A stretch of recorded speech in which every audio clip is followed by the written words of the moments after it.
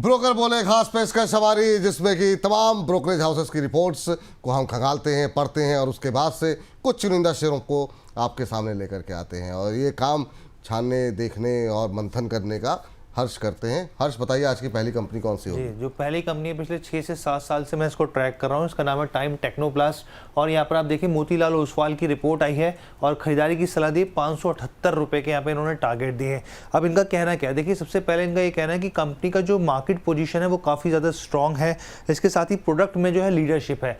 और अगर आप देखें तो ये बड़े बड़े जो प्लास्टिक ड्रम्स होते हैं उनका जो मार्केट शेयर की बात करें तो 50 से 60% ये होल्ड करता है।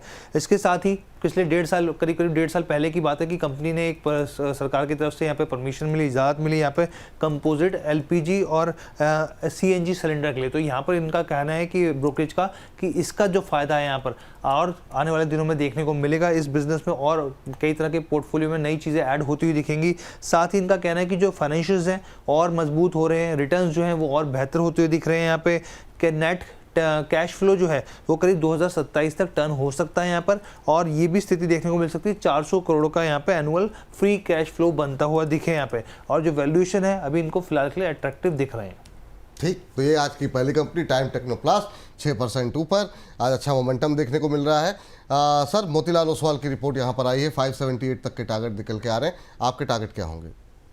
नो डाउट सर, मैं भी पॉजिटिव ही हूँ क्योंकि देखिए जो स्ट्रक्चर बना है लोअर टाइम फ्रेम से बॉटम हुआ है, बॉटम बनाने के बाद अभी सस्टेन हो रहा है, लेकिन एक गैप है 410 415 के आसपास।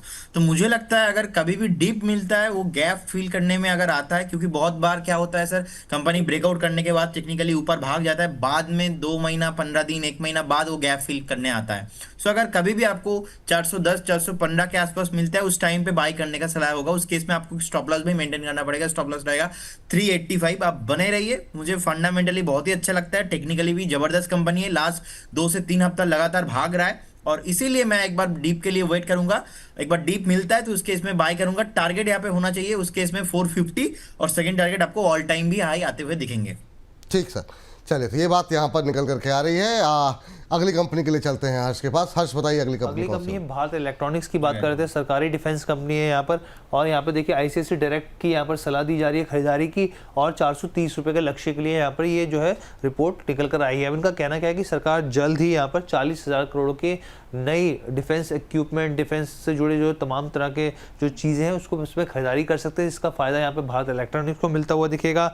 2025 से लेकर 28 तक यहाँ पर जो ऑर्डर बुक है वो काफ़ी तेज़ ग्रोथ उसमें होती हुई दिखेगी और वित्त वर्ष 2030 तक के लिए यहाँ पे बताया गया है कि जीडीपी का करीब यहाँ पे जो डिफेंस की अगर बात करें खर्च जो है वो 2.5% के आसपास पहुँचता हुआ दिखेगा। तो इससे भी एक पॉजिटिव ट्रिगर बनता हुआ दिखेगा। वैल्यूएशन इनको अभी भी इतनी तेज़ी के बाद भी ठीक लग रहे हैं यहाँ पर और साथ ही अगर आप थोड़ी लंबी अवधि के लिए देखें तो यहाँ पे जो ऑर्डर पाइपलाइन है उसमें भी ग्रोथ बनती हुई दिख रही है। ठीक, चलिए 430 का टारगेट यहाँ पर जो है दिया जा रहा है, 392-93 के आसपास ट्रेड करता हुआ। प्रदीप सर, आपकी टिप्पणी बीएल पे भी हम लोगों की बात हुई थी, एक बार फिर से आपसे चर्चा करना चाहेंगे। सर, हर्ष जी और आपने मिनिमम, मैं लास्ट 2 महीने के बाद बोल रहा हूँ, मिनिमम आई थिंक 15 से 20 बार हमने ब्रोकर बोले में डिस्कशन किया और ईच एंड एवरी टाइम पे मैं बुलिश रहा। मैंने बताया कि आपको 450 का टारगेट, 500 का टारगेट आना चाहिए। देखिए बहुत ही बढ़िया कंपनी है और इनका जो ऑर्डर बुक है जबरदस्त है सर। 2,87,000 करोड़ के आसपास मार्केट कैप है, 5,000 करोड़ के ऊपर नीट प्रॉफिट है। प्रोमोटर होल्डिंग भी देखेंगे 51% के आसपास है और पी जो होता है प्राइस टू अर्निंग रेशियो 56 है इंडस्ट्री का, लेकिन स्टॉक का अभी भी चल रहा है 54 के आसपास।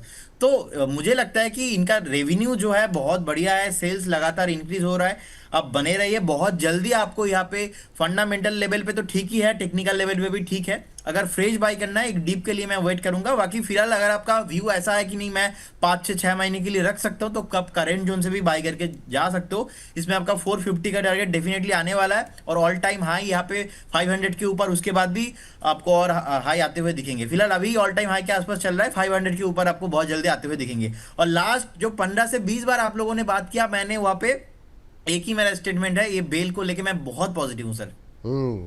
बेल को लेके काफ़ी पॉजिटिव है। हमारे बातचीत करने के पीछे की कारण रहता है लगातार जब भी कोई अपडेट आती है तो उसको डिस्कस करना आवश्यक रहता है।